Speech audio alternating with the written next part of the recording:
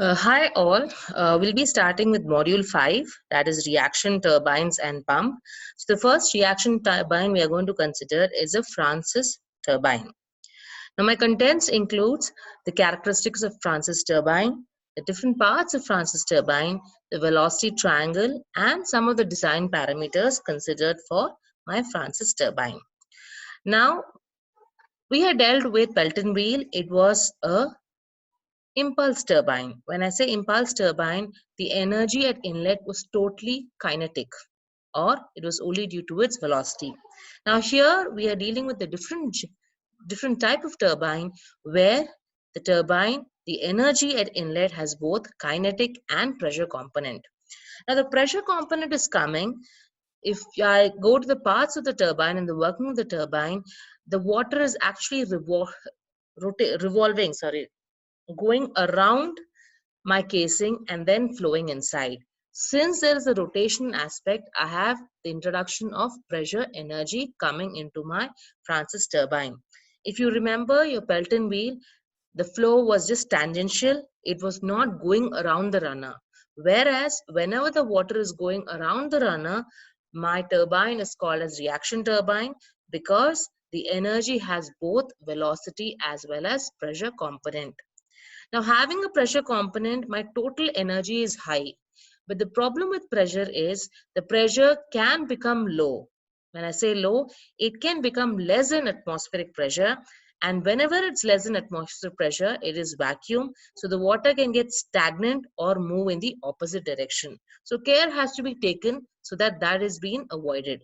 There are different ways in which you can do it that we'll be discussing. Now the second characteristics of Francis turbine, it is a mixed flow turbine. To the runner, initially at the inlet, it is radially inward and it is going down axially. It's the most popular model of your Francis turbine. And it's a medium head turbine, means your Pelton was a high head, Francis is medium head, and your Kaplan is low head turbine. So this comes under the, and it's got a wide range of wide range of head in which it can work well. The head varies from 45 to 400 meters, and the flow rate is also medium, where the flow rate can change from 10 to 700 meter cube per second. Now coming to the parts of Francis turbine, I'll be showing you 2-3 figures so that you can understand it better. Okay, so the drawing, it's a huge three-dimensional figure. So to get the 2D, it takes a little time to understand. Your Pelton wheel was a little simpler to understand. Only the buckets were a little, complex. The overall design was quite simple. But here in Francis turbine, it takes a little time to understand the working and the different components. Now the different parts are the spiral casing, or you also call as a scroll casing, adjustable guide vanes, runner and the draft tube. Now coming to the picture on the left hand side. So this is my top view and this is my front view or the side view. Now the water from the penstock, it enters this casing. It goes around the casing and then slowly it is entering my runner. Just before the runner, there are vanes called as guide vanes, which is guiding the water to go inside the runner. And that's why, if you remember, the angle alpha, which is coming in the velocity triangle, it is called as guide blade angle. So it is taking your Francis turbine into picture. So your guide blades will, direct your water to go inside the runner. And once it reaches the runner, it comes radially inside and flow down radially inside, and next time coming to the side view, it flows down. So if I show it here, it rotates around, it gets inside here and comes down, and that's why it is called as a mixed flow turbine. It is getting radially inside and axially going down. Now this is another picture, a three-dimensional picture where the cut section is shown, and this is my runner. Okay, here it is shown in a very simple way. This is my runner. So the water is coming inside, it goes around, and remember, it is not entering from one place. This entire casing, your water can enter. You have your guide blades. These are your guide blades. It'll guide the water to the runner, and from the runner it'll go downward. Okay, it'll attract here and it'll attach here and then go downward.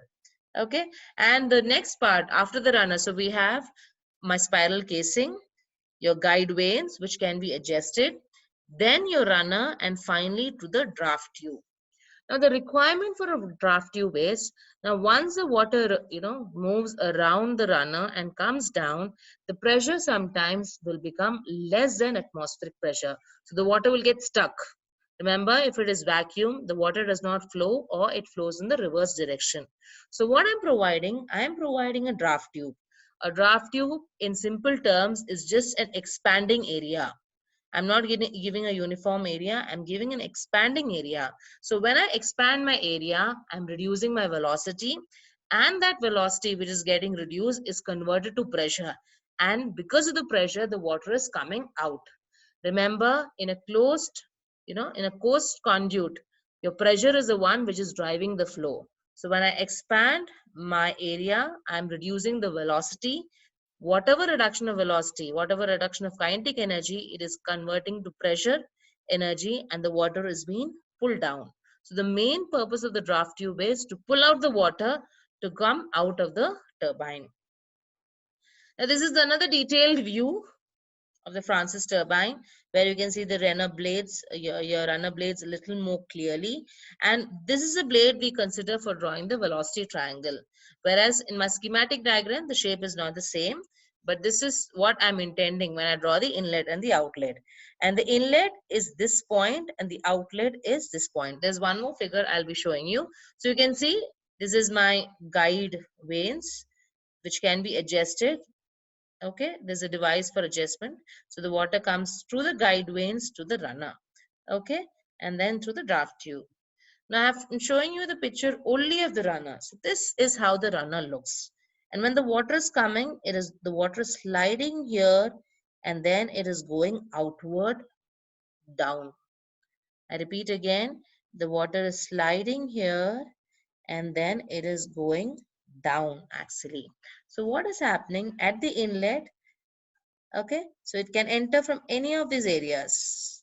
Any of these areas it is entering, and then it is going down. So you can see at the inlet the diameter is more, okay, and out the outlet the diameter becomes less.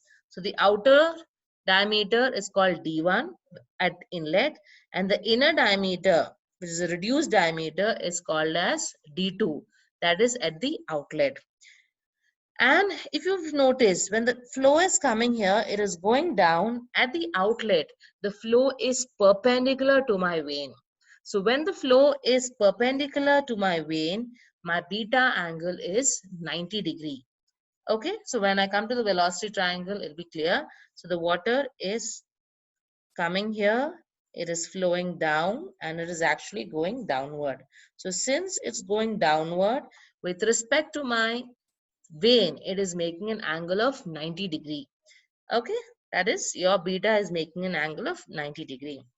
Please go through the video also I have sent you for better understanding of the working of your turbine. Remember, the runner itself, the blades of the runner itself, it takes a little time to comprehend.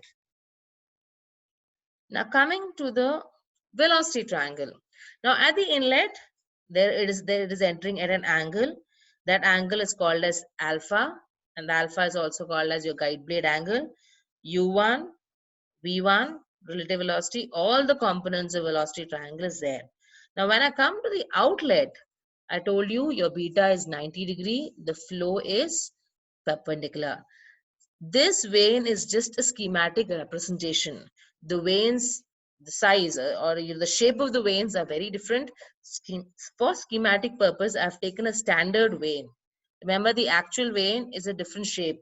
Your actual vane is this. So you're drawing your, inlet triangle here, velocity triangle here, outlet velocity triangle there. So this is a schematic diagram. So don't imagine that the vane is like this. It's just a schematic diagram. Okay, so here what happens, since it's going perpendicular, here V2 will become is equal to Vf2, and this entire component is U2. And here again it is a radial, the curves are radially curved. Okay, so your U1 and U2 are not equal. Okay, so I'll come to that. So here the alpha is your guide blade angle, theta and phi are the vane angles at inlet and outlet. Beta is equal to 0. Because beta is equal to 0, your VW2 is equal to 0. So your work done, this will come into picture. Why it is 0? Because the flow is radially outward. It is going perpendicular. And here is another simple diagram. Now this diagram is just to explain my D1 and D2. Your D1 is actually the diameter of my runner at outlet. Sorry, the outside diameter. Now remember, the outside diameter is a place where the water is coming inside. So my diameter at the velocity at inlet is D1, and D2 is where the water is going out. There is a smaller diameter. So when I take U1, U2, my U1, that is the velocity of the vane at inlet, is given by pi D1n by 60, where D1 is the outer diameter of the runner. Your U2 is given by pi D2n by 60, where D2 is the inner diameter of runner. So if I show this figure, I'm not going back. So I think you are able to understand. So this is only the runner. D1 and D2 are only the runner diameters. So here U1 and U2 are not the same, and VR1 and VR2 are not equal. Okay, unlike my Pelton wheel, these both are not equal. Now coming to my work done calculation. Now if you remember in your initial part of your module 4 where we did radially curved vane, now this is the vane I'm dealing with. So when I have a radially curved vane, if you remember, we had calculated the torque, and from the torque, we had calculated the work done per second. I'm just, I've just brought this diagram to make you understand that this is a vane we are dealing. It's a radially curved vane we are dealing with the inlet end. So this I have drawn there. Okay. Now here the work done by the jet on the runner is given by torque into your omega. That, if you simplify, it is given by rho A V1 into VW1 U1 plus minus VW2 U2. This was my general formula for your radially curved vane. The plus minus depends on the angle beta. Now, since beta is equal to 90 degree, VW2 is 0, this expression will simplify as rho A V1 into VW1 U1. Remember, VW1 is this. It is not same as V1 as in Pelton wheel. Okay. So rho A V1, VW1, U1. Your VW2 is 0. Now again, after that, I'll be calculating the work done per second per unit weight of fluid striking. So that will be, I'll be using the work done per second divided by rho A V1 into G. That is a unit weight. So I'll be getting a simple equation, that is VW1U divided by G. Now then I'm calculating the hydraulic efficiency. Now in Pelton wheel, I was calculating the hydraulic efficiency based on the energy. Calculating by energy was easy because the input was totally kinetic energy. Now remember, this is a reaction turbine, and the reaction turbine, the energy is both kinetic as well as pressure. So for that reason, what I'm doing, instead of calculating the energy, I'm calculating in terms of my power. So my hydraulic efficiency is given by runner power by water power. Now runner power, we know that work done per second divided by 1000. I can get the runner power in kilowatt. So I'm doing that rho AV1 into VW1U1 by 1000 kilowatt. Now water power, the standard formula is rho GQH divided by 1000 is to convert it to your kilowatt. So remember this formula you'll be using in your labs also. Whenever you're talking about water power, in turbine it is an input. If you're in case of your pump, your water power is the output. So the formula is standard rho GQ into H. Now here Q, there's different formulas for Q that I'll come to you, we'll be doing later. So these are the formulas. So when I substitute it in my hydraulic efficiency, again my 1000 will get cancelled, your rho AV1 will get cancelled, and finally my equation becomes VW1U1 divided by G into H, where H is the net head of the turbine. Now some of the design parameters of turbine. Now here we'll be calculating the value N. The N is a ratio of B1 by D1. Your B is the width of your turbine. Okay, your width of your runner. not the turbine, your width of the runner. Okay, so when I say the width of the runner, this width of the runner. And D1 is your diameter of the runner. So this is dealing with your inlet, B1 and D1. So that N value ranges from 0.1 to 0.4. It's a ratio, it's a standard ratio. Then we have the flow ratio, which is given by Vf1 by root 2gh. And this flow ratio varies from 0.15 to 0.3. And then we have the speed ratio, that is U1 by root 2gh, where the speed ratio varies from 0.6 to 0.9. Okay, now these and all are used for your speed ratio, flow ratio, they will be giving in your problem, and you have to calculate your VF1, U1, etc. Remember, U1 is not equal to U2. Similarly, VR1 is not equal to VR2. Now, the calculation of discharge. Your discharge is constant throughout the turbine. So, at inlet, my discharge is given by pi D1 B1 into VF1 is equal to pi D2 B2 into VF2. Now all this we'll be using in my problems. Okay. Thank you.